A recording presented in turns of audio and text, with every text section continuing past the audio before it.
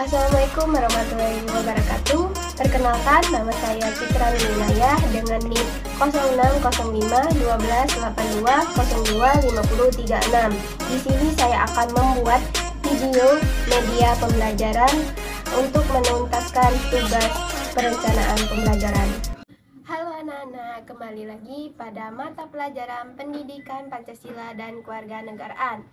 Kali ini kita akan membahas materi Kedaulatan Negara Kesatuan Republik Indonesia pada bagian B, yaitu bentuk dan prinsip kedaulatan negara Republik Indonesia. Adapun tujuan pembelajaran pada kali ini, yang pertama, setelah membaca buku paket, peserta didik dapat menjelaskan hakikat kedaulatan dan teori kedaulatan. Yang kedua, setelah menonton video pembelajaran, peserta didik dapat menguraikan bentuk dan prinsip-prinsip kedaulatan negara Republik Indonesia.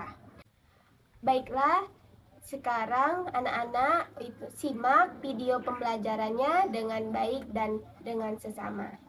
Sebelum melanjutkan materi pada bagian B, ada baiknya anak-anak ibu dapat membaca terlebih dahulu materi pada bagian A. Apabila sudah membaca pada materi bagian A, kalian bisa langsung menonton video pembelajaran materi pada bagian B.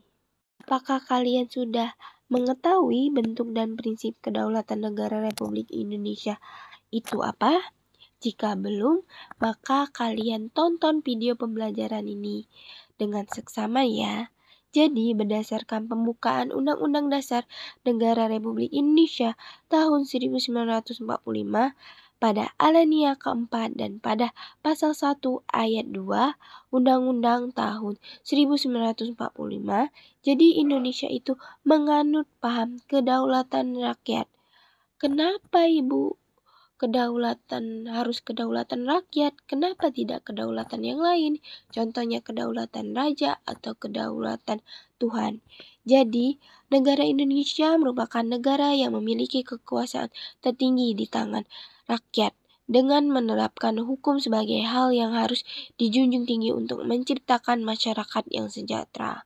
Maksudnya, dengan kekuasaan yang ada di tangan rakyat yang paling tertinggi di negara ini, apabila terjadi penyelewengan, maka ada penegasan atau penerapan yang dilakukan dengan cara itu hukum yang diberlakukan agar menciptakan masyarakat sejahtera.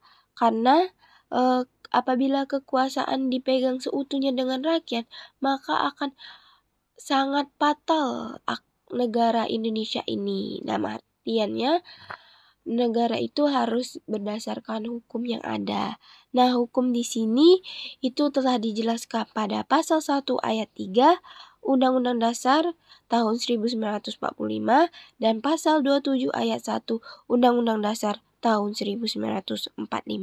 Bentuk kedaulatan negara Republik Indonesia saja yang kita pahami. Kita juga harus mengetahui prinsip-prinsip kedaulatan negara Republik Indonesia, yang mana prinsipnya itu ada 6. Yang pertama, negara Indonesia adalah negara kesatuan yang berbentuk republik.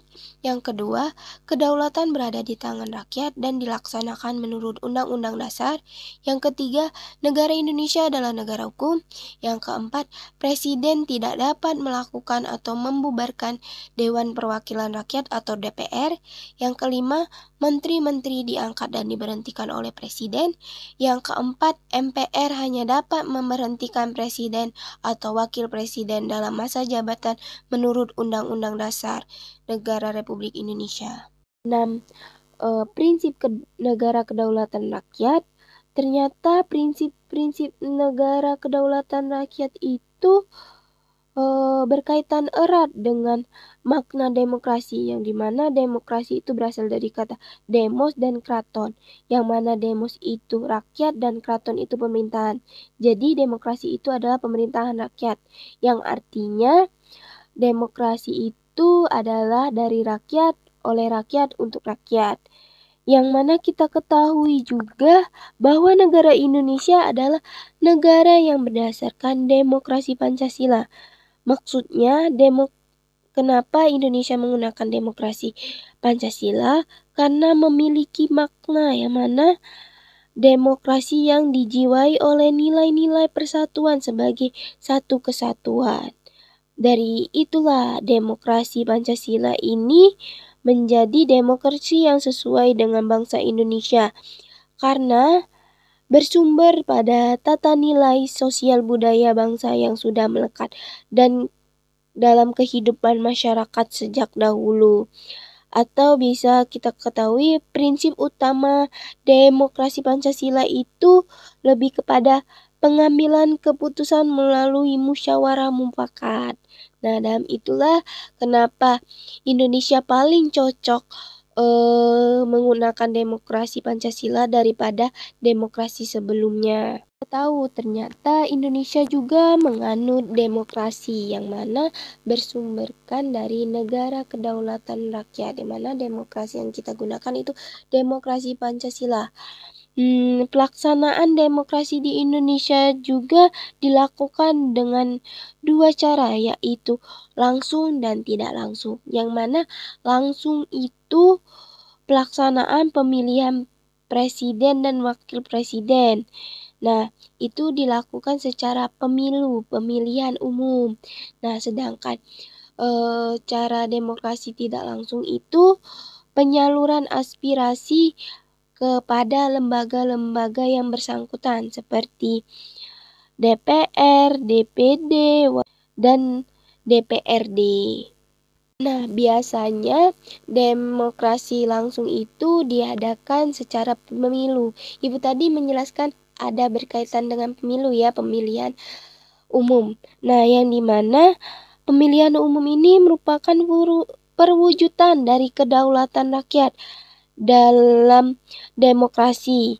Selain itu, peranan rakyat dalam mewujudkan kedaulatan tidak hanya melaksanakan pemilu, akan tetapi dapat dilakukan secara berperan aktif, memberikan masukan, usulan, dan kritik objek kepada pemerintahan yang mengawasi jalan roda pemerintahan. Jadi, pemilihan umum itu sebagai sarana perwujudan kedaulatan rakyat dan demokrasi yang dilaksanakan berdasarkan asas langsung, umum, bebas, rahasia, jujur, dan adil. Bisa disingkat dengan luber dan jurdil. Kalian sudah melihat kan di PBT yang Ibu tayangkan ini arti maksud dari asas langsung, umum, bebas, rahasia, jujur, dan adil itu. Intinya negara Indonesia itu menganut kedaulatan rakyat yang mana berdasarkan dengan Pancasila. Kita ketahui kedaulatan juga dikenal dengan demokrasi Pancasila yang maknanya demokrasi dijiwai oleh nilai-nilai Pancasila sebagai satu kesatuan. Prinsip utama dari demokrasi Pancasila yaitu pengambilan keputusan melalui musyawarah mufakat. Oleh karena itu, Indonesia menggunakan demokrasi Pancasila karena sesuai dengan kedaulatan rakyatnya. Karena keputusan yang diambil itu didasarkan secara musyawarah mufakat. Yang dimana musyawarah mufakat ini dilakukan dengan cara dua, demokrasi langsung dan tidak langsung. Itu saja kesimpulan dari Ibu, semoga bermanfaat dan semoga tetap sehat. Nah, tadi kalian sudah menonton video pembelajarannya bukan? Di sini Ibu akan membagikan kelompok yang dimana tugasnya yaitu menonton video yang Ibu kasih di bawah ini ya. Nah, setelah kalian tonton dengan seksama videonya, kalian ditugaskan untuk mengamati video apa saja yang terjadi pada video tersebut. Nah, semoga dengan adanya video pembelajaran serta tugas berkelompok ini diharapkan peserta didik Ibu dapat menyelesaikan dengan baik, dengan tepat, dan tetap semangat dalam mengerjakan tugas-tugas yang ada. Sekian dari Ibu. Saya Ibu akhiri. Wassalamualaikum warahmatullahi wabarakatuh.